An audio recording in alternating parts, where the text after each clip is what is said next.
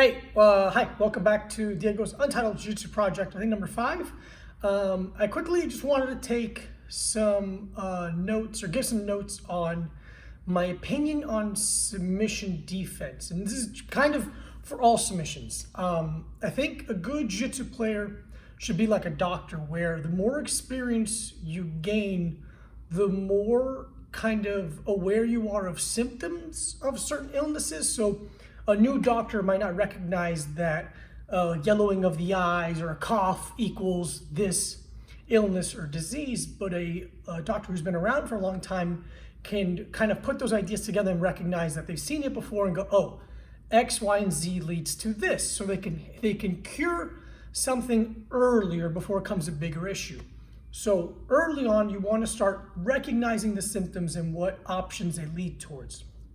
Now, I tend to think of my submission defense options, and I see it almost like a temperature gauge, where it starts at green and slowly goes to yellow, orange, to red.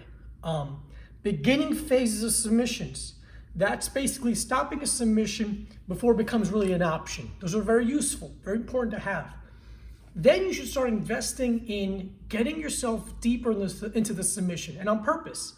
Letting somebody get a couple steps into it, then seeing if you could defend and escape. You can? Great. Now see if you can get it to orange. Oh, all right, now it's a little bit trickier. Now see if you can escape.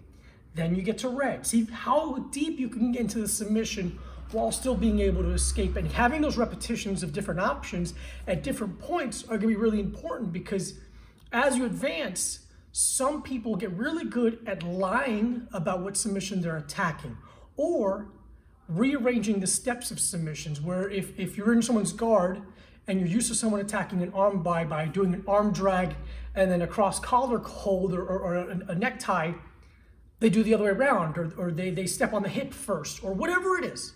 You should be able to have comfort and competence at different stages of degree in defending those submissions. I think that's only going to be valuable, because sometimes your option for defending a submission, the ones earlier on, you're going to get most repetitions out of that. But sometimes those defenses don't apply once you're deeper into a submission. With arm bars, it's easier to kind of guide the leg over your face while your arm that's in danger is still close. Once it's already extended, this might become a little more difficult, or setting up might be more difficult, or hitchhiking might be more difficult, whatever it is. I just think it's important to invest in defending a submission at different stages, and on purpose. I think the more advanced you are than your training partner, you should let them get deeper and deeper, because they're going to take a little longer. They're going to have more lulls at attacking a submission. As someone gets more advanced, then you want to defend it a little bit earlier. But then you can change that. You can get a little more attuned at playing deeper into the submission against a very skilled player and see how they deal with that. All that information is going to be super useful, because again, one day you might get surprised by a submission. You're going to get surprised by a submission. So you might as well have some defensive options and defensive tactics available at any given point of the submission.